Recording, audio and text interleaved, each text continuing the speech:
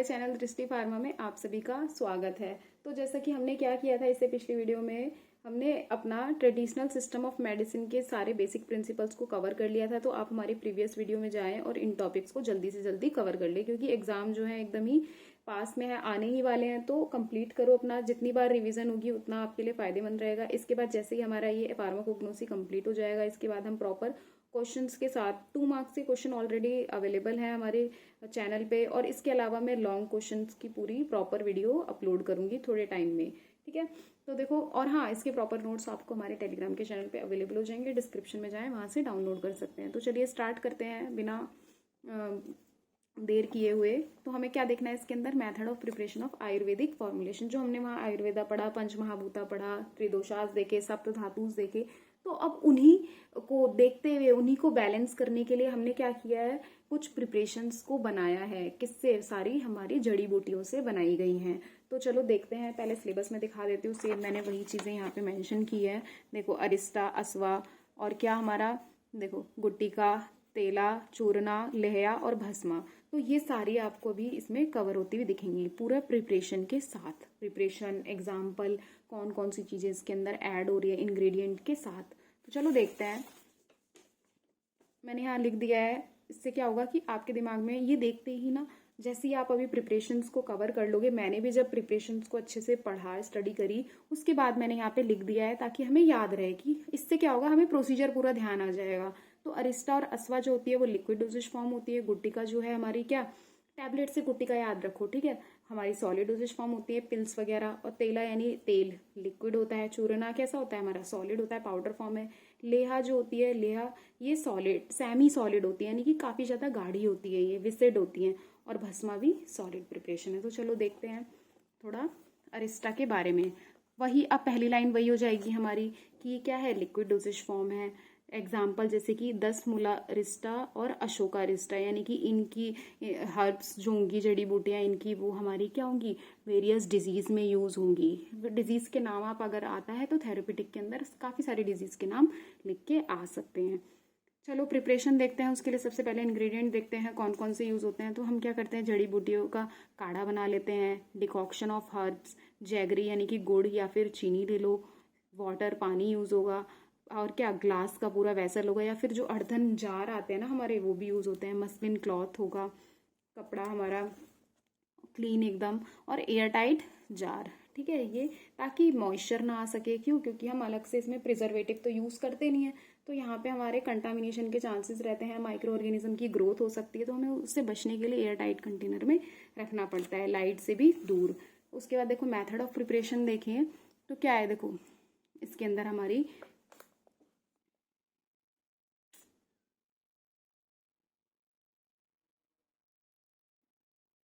तो इसमें सबसे पहले हम क्या करेंगे, काढ़ा तैयार करेंगे। मेथड ऑफ प्रिपरेशन में कि सबसे पहले डिकॉक्शन करो। इसमें तुम अपनी लैंग्वेज में लिख सकते हो, बस आपको क्या इसके हाइलाइट्स पता होने चाहिए। जैसे कि मेथड ऑफ प्रिपरेशन में डिकॉक्शन, सबसे पहले हमने काढ़ा तैयार किया, जिसमें हमने क्या करा है, सबसे पहले अपनी हर्ब्स को क्या किया है, ग्राइंड कर लिया है, यानी कि इसे पीस लिया है, ग्राइंड कर किया है हर्ब्स को। किसमें, क्वार्ट्स पाउडर में। क्वार्ट्स बोले तो थोड़ा दानेदार, कैसा है वो पाउडर, अभी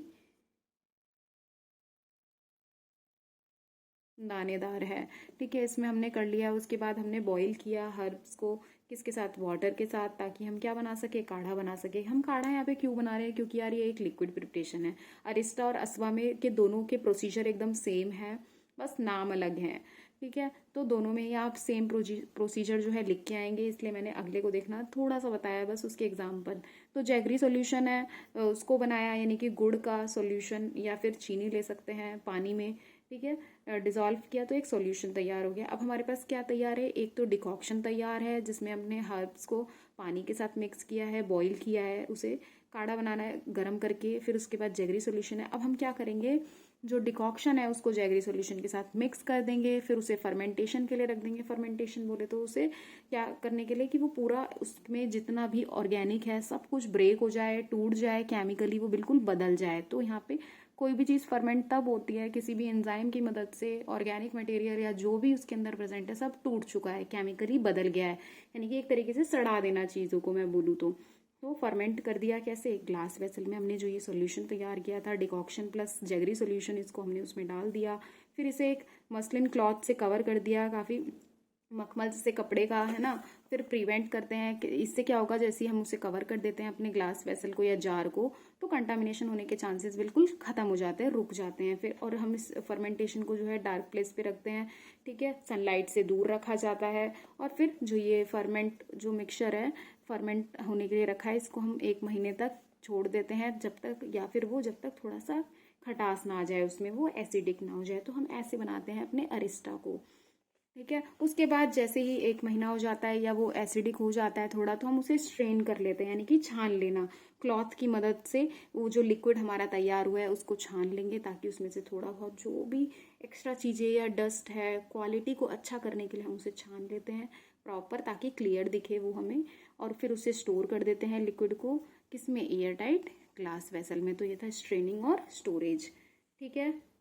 डिकॉक्शन, जैगरी, मिक्सिंग, फर्मेंटेशन और स्ट्रेनिंग एंड स्टोरेज कंडीशन। फिर उसके बाद वही कि हम जो ये प्रिपरेशन है डिपेंड करता है कि डिजीज़ कौन से टाइप की है, उस अकॉर्डिंग हम देते हैं, डोज भी उस अकॉर्डिंग दी जाती है इनकी, कम ज़्यादा। ये था अरिस्टा के बारे में। सेम यही अस्वा के अंदर होता है हमारे, कि ये क्या है, एक लिक्विड डोजेज फॉर्म में, वही लिख रखा है। एग्जाम्पल बताए हैं इसके, वसाका जो हमारी क्या एंटीटसिव होती है, और मधु कसावा यानी हनी से रिलेटेड है, अस्वा इनका हम तैयार कर रहे हैं। लिक्विड प्रिपरेशन सेम है बिल्कुल अरिस्टा के जैसे। ये नहीं कि तुम इसके अंदर पेपर में सेम एज अरिस्टा लिख के आओ, पूरा वही जो प्रोसीजर था हमने बताया, डिकॉक्शन बनाओ, जैगरी का सोल्यूशन तैयार करो, इनको मिक्स करो, जार में रख दो फर्मेंट होने के लिए 1 महीने के लिए, या फिर जब तक एसिडिक ना हो जाए, उसके बाद उसे छान लो, स्ट्रेन कर लो, लिक्विड को अलग कर दो। फिर उसके बाद गुटिका आ जाता है। देखो सिलेबस में मैं एक बार दिखा देती हूँ। देखो एक भी प्रिपरेशन जो है आपकी छूटेगी नहीं, एकदम इजी लैंग्वेज में। गुटिका, ये सब देखो गुटिका है ना, इसके अंदर वही ये सॉलिड डोजेज फॉर्म है क्या, इसकी ये लार्ज पिल्स होती हैं, ये बिलवाड़ी गुटिका एग्जाम्पल है इसका। प्रिपरेशन देखो, सबसे पहले यही फॉलो करके आना है, उसके पहले इंग्रेडिएंट्स लिखो, उसके बाद प्रोसीजर बताओ। हर्बल पाउडर ले लिया हमने, सॉलिड डोजेज फॉर्म है तो पाउडर से स्टार्ट करेंगे, या फिर उसे ग्राइंड करते हैं। हर्बल पाउडर या फिर एक्सट्रैक्ट लिया, बाइंडिंग एजेंट करे, क्यों पाउडर है तो हमें बाइंडिंग के लिए भी तो कुछ चाहिए, या फिर घी ले लो, हनी ले लो, गुड़ ले लो, या फिर हर्बल जूसेस का यूज़ कर लो। और अगर ज़रूरत है इफ़ रिक्वायर्ड तो एक्सिपिएंट्स भी यूज़ कर लो टेस्ट को बढ़ाने के लिए, इन सब चीज़ों को, ठीक है, उसका ऑर्डर को सही करने के लिए, ये सब। फिर सिलेक्शन, देखो प्रोसीजर पे आते हैं, तो सबसे पहले इंग्रेडिएंट को सिलेक्ट करो, किस बेस पे चूज करो हर्बल एक्सट्रैक्ट को, थेरापेटिक पर्पस क्या है, गुटिका जिस बेस के लिए, जिस पर्पस के लिए बना रहे हो, जिस मोटिव के लिए, तो उसे उस अकॉर्डिंग चूज करना है। फिर उसके बाद देखो पाउडरिंग कर दो, यानी कि उसे पीस दो फाइन पाउडर बनाने के लिए। फाइन पाउडर के बाद क्या कर दो, मिक्स कर दो पाउडर्ड हर्ब को, ताकि क्या हो, जितने भी मान लो 1, 2 या 2 से ज़्यादा हर्ब्स यूज़ हो रही हैं, तो उन सबको हमने मिक्स कर लिया, ताकि एक यूनिफॉर्म वो डिस्ट्रीब्यूट हो जाए। यूनिफॉर्मली डिस्ट्रीब्यूट होने के बाद हम क्या करते हैं,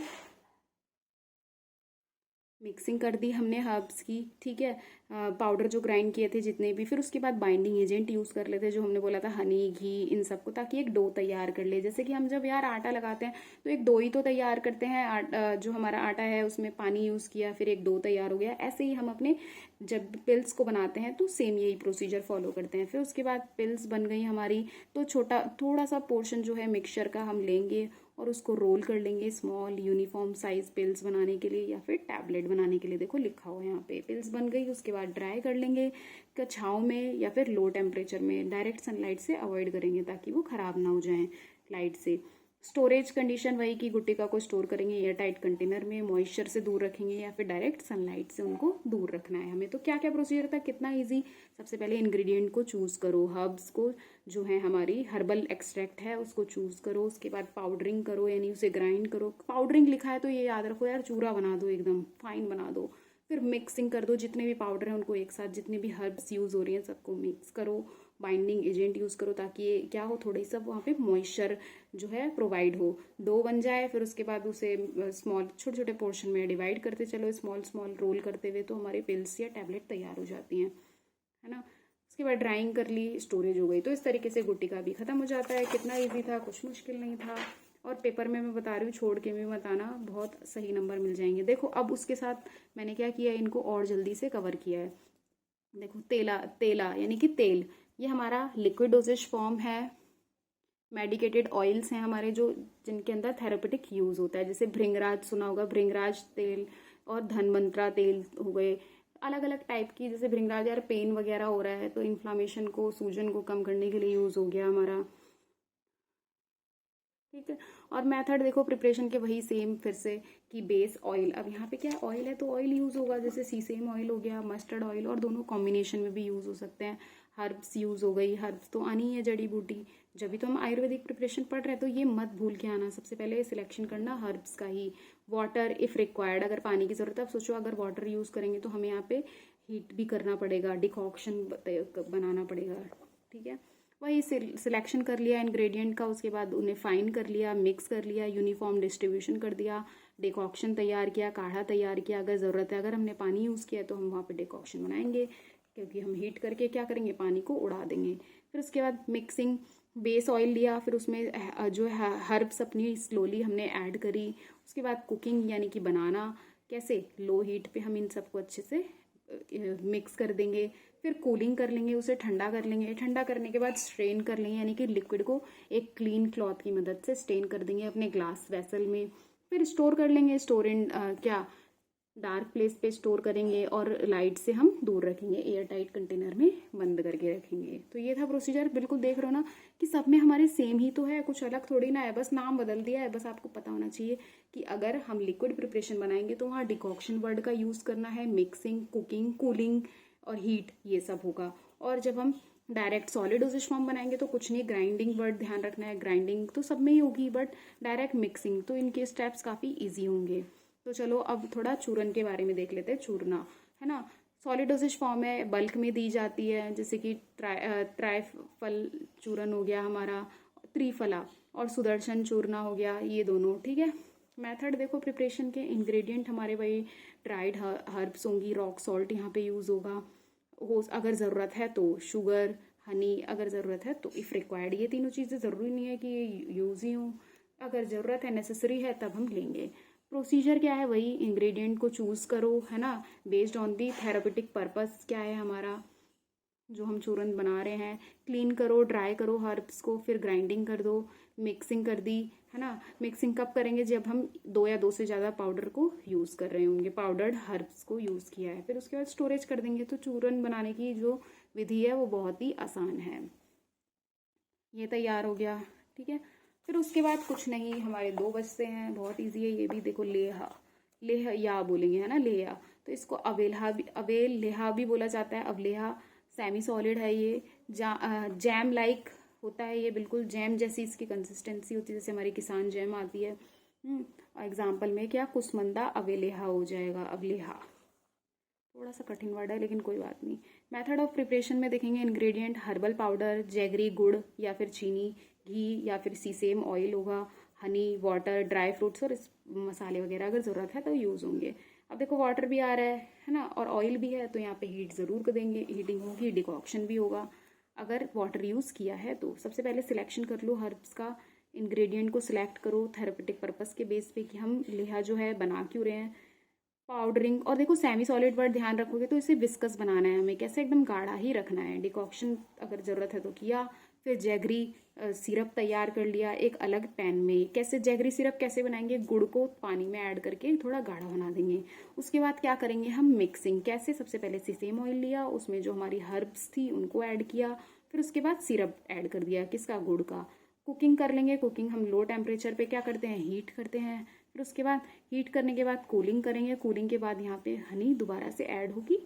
फिर उसके बाद स्टोरेज कंडीशन हो जाएगी। और जो हमारी हनी होती है ये कैसी रहती है, सेल्फ प्रिजर्वेटिव की तरह काम करती है ना, तो अलग से प्रिजर्वेटिव की ज़रूरत नहीं पड़ती है इसमें। ये था हमारा क्या, लेहा के बारे में। अब लेहा भी बोला जाता है। फिर भस्मा सेम है, बस आपको ये पता होना चाहिए कि ये टाइप क्या है, डोजेज फॉर्म कौन सी है, किस फॉर्म में दे रहे हैं, तो आप खुद ही देखना है इसका प्रोसीजर बना के आओगे। तो भस्मा यानी कि राख से ध्यान रखना है। तो ये क्या होती है, राख होती है। देखा होगा कि टीथ को क्लीन करने के लिए भी आजकल अलग अलग प्रकार के ऐसी भस्माज आ रहे हैं आयुर्वेदिक। सॉलिड डोजेज फॉर्म है ये, स्वर्ण भस्मा और लोहा भस्मा है इसके अंदर एग्जाम्पल। मेथड ऑफ प्रिपरेशन देखें तो यहाँ पे मिनरल मेटल्स इन सब का यूज़ होता है, जैसे गोल्ड, सिल्वर, जिंक, सल्फर, ये सब। और हर्ब्स होती हैं इंग्रेडिएंट में, काऊ यूरिन भी होता है, कहीं कहीं पे ज़रूरत हो तो ये इसका भी यूज़ कर लेते हैं। आयुर्वेदिक है तो हो सकता है। ऑर्गेनिक मटेरियल को हम पुत्ता बोलते हैं, उसका भी यूज़ होता है। ठीक है, प्रोसीजर वही। सबसे पहले अब हम मेटल यूज़ कर रहे थे तो उसे क्या हमें प्यूरिफाई भी करना होगा। तो मैंने देखो शॉर्ट में इसके अंदर ब्रैकेट में लिखा है, ये आप मेन पॉइंट बनाएंगे, उसके अंदर इसको लिख के आएंगे। मैंने बोला क्या अलग से इसके लिए पेज यूज़ करना, तो ये यहीं पे हो जाएगा।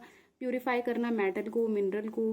डिटॉक्सिफिकेशन यानी कि मेटल जो है प्यूरिफाई के बाद उसमें क्या डिटॉक्सिफाई कैसे करेंगे हम, मेटल को जो है सोक करके, डुबा करके लिक्विड में, तो इससे क्या होगा, वो डिटॉक्सिफाई हो जाएगा। ठीक है। और ग्राइंडिंग यानी फिर मेटल को ग्राइंड करेंगे, पाउडर करेंगे, मेटल को पाउडर बनाएंगे, किसके साथ, हर्ब्स के साथ मिक्स करेंगे, फिर मिक्सिंग हो जाएगी। मोल्डिंग यानी कि जो मिक्सचर हमने तैयार किया है मेटल प्लस हर्ब्स का, फिर उसको हम पैलेट में कन्वर्ट कर देंगे। ये क्या, गोले जैसे गोले गोले होते हैं, पैलेट हमारे इस फॉर्म में होती है, टैबलेट लाइक छोटी छोटी सर्कुलर गोलियां होती हैं, गोल, है ना। हीटिंग कर देंगे, फिर पैलेट्स को हमने हीट कर लिया ऑर्गेनिक मटेरियल के साथ, जैसे कि डंग केक हो गया, है ना। गाय भैंस का जो गोबर है वो भी यूज़ हो जाता है यहाँ पे। इनकी इसकी इससे क्या हमने हीट किया उपले वगैरह पे। फिर उसके बाद कैल्सिनेशन में भी क्या करते हैं, हीटिंग करते हैं, बट हाई टेम्परेचर दे करके, कूल किया। फिर उसके बाद वही ग्राइंड कर दिया, ग्राइंड करके पीस के हमने स्टोर करके रख लिया। तो हीटिंग कूलिंग देखो यहाँ पे भी सब हो रही है, किसमें, हमारे भस्मा के अंदर। थोड़ा सा प्रोसीजर ये है कि प्यूरिफिकेशन वर्ड ऐड करना है, डिटॉक्सिफाई करना है, पहले अपने मेटल को अच्छा बनाना है। तो ये था हमारा क्या, पूरी आयुर्वेदिक प्रिपरेशन। इस तरीके से 8 घंटे का जो आपका ये चैप्टर 7 है कंप्लीट हो जाता है। अब हमारा सिर्फ इतना ही सिलेबस हमारा बचा है, ये भी हो चुका है यहाँ से लेकर के बस यहाँ तक। तो अब हम थोड़ा इस पे ध्यान देंगे, इसके बाद इस अपने क्वेश्चंस की तरफ चलेंगे लॉन्ग। सो वीडियो अच्छी लगी है तो लाइक कर सकते हैं, और सब्जेक्ट्स के बारे में भी बताओ कि मुझे जल्दी से जल्दी कौन कौन से आपके ऐसे हार्ड टॉपिक हैं जो नहीं हो पाएंगे, मैं उनको पहले कवर करूँगी। और हाँ, इसके प्रॉपर नोट्स आपको हमारे टेलीग्राम के चैनल पे अवेलेबल हो जाएंगे। So thank you.